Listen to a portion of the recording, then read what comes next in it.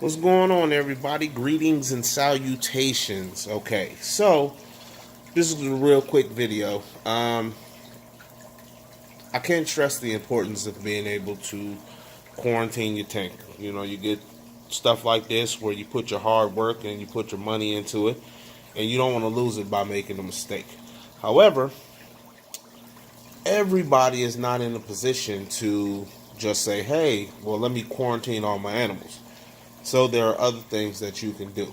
Now, while I am a huge advocate for quarantining your fish, sometimes it's not possible, so you got to do other things. So right here you're looking at a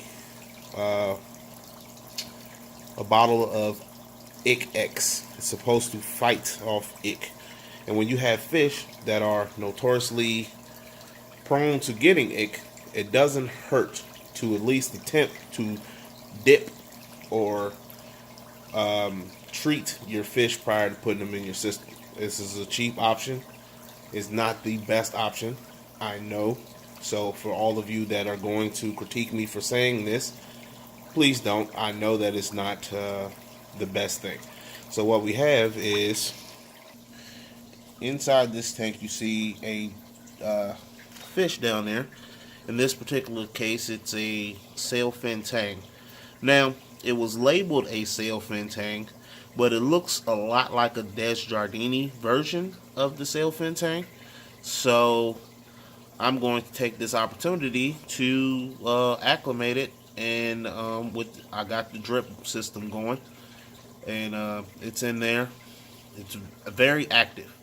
This is a very active fish, which is a good sign with tangs. What you don't want to do is have one and you're acclimating and it's kind of laying at the bottom. Sometimes they do that, but I find that whenever you have one that's pretty active, they tend to acclimate better than ones that don't. So, you see that. Don't mind the mess down there. I haven't organized everything, and yeah, don't judge me either.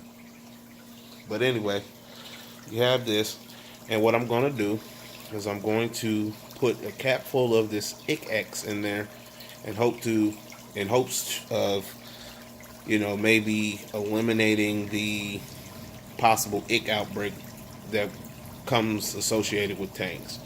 So when I come back to this video, you'll see it.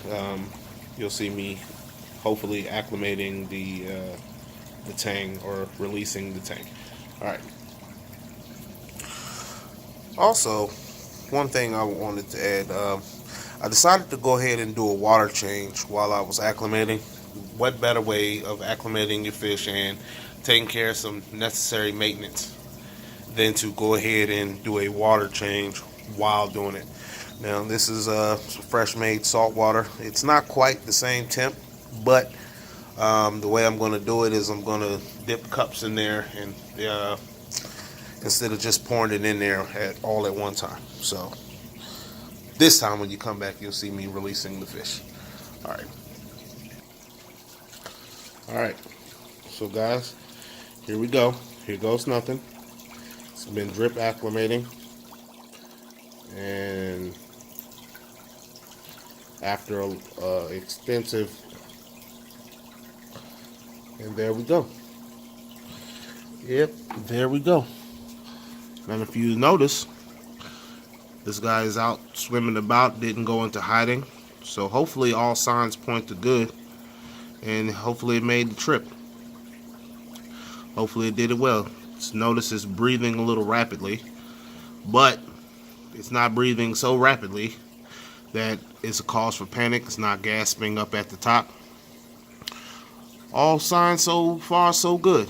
If you notice, and this is something that a lot of people are gonna look and like, yeah, well, I don't see any ick right now.